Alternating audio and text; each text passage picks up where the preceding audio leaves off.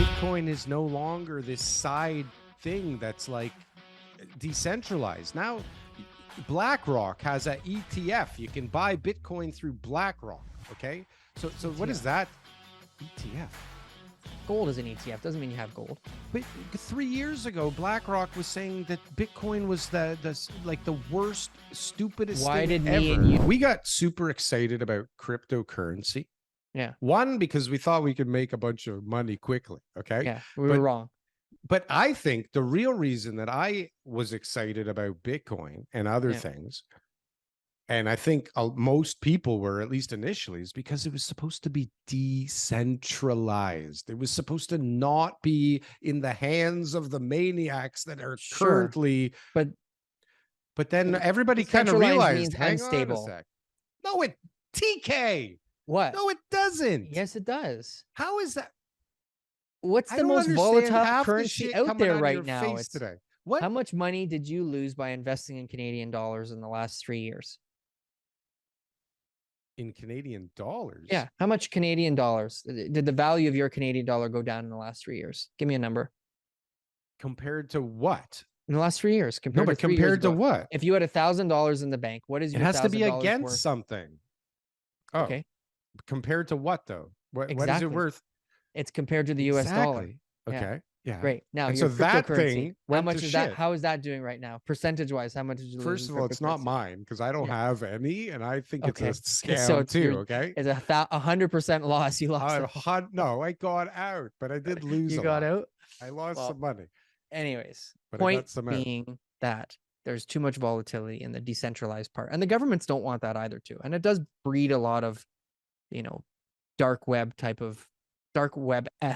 type of transactions that we're trying to avoid, right? There'll always be a place for it, but at the end of the day, what we're talking about is a centralized digital currency, is a option for people to be able to have their money, in a currency that doesn't require any physical cash. And I think that it protects the banking system. And then I think the downfalls are just, people will point out downfalls in every type of situation. No matter what the government does, they're going to find something wrong with it. So can we tie this back to real estate? Let's think about what happens with this in the real estate market when all of a sudden I need to collect my rent from my tenants. What about laundering all the cash and all the who cash are taking the money in? right now? They got a contract with me that says they must pay $2,000 a month rent, right? And they're getting paid. They have the money. But that's already the case. They could check the guy's bank account today and they let the guy stay there for 12 months. Well, I'm just saying. It's bullshit. Well, now there could be some sort of mechanism, right? In order for the landlord to be able to say, look, you're garnishing their wages. There's already that. That doesn't work. It takes 12 months to get that. It's not the money that's the issue. It's the system. So automate the system. Put all that info into a computer and go, hey, sorry, you get your tenant to sign up for that then. And you say look, this is our contract is the next $2,000 that goes in your bank account. It comes to me and you don't have a choice on it. What happens to the Canadian economy when you can't have all this illegal money flying into it anymore and getting rinsed in the economy through money laundering and human trafficking and all the money that isn't currently tracked? What happens to the Canadian economy all of a sudden when all this fake money isn't spiraling around in it anymore and people actually have to pay their taxes? Well, that'll be the place for those alternative currencies. That's where that stuff will fall into. But CTK, and when you go to get your bag of drugs, you'll say, "Here's my little QR code." No. When you're gonna go and buy something that you want to keep off the books, you scan them. TK, it's not.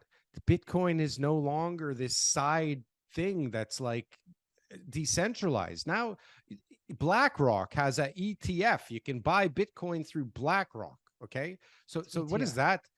ETF. Gold is an ETF. Doesn't mean you have gold.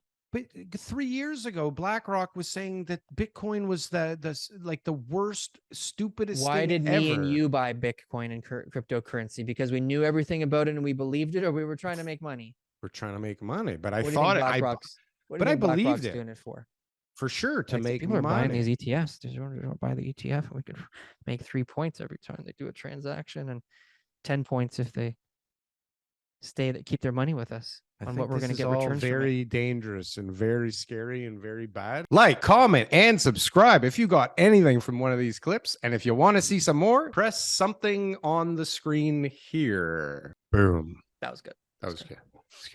I like that. That was good.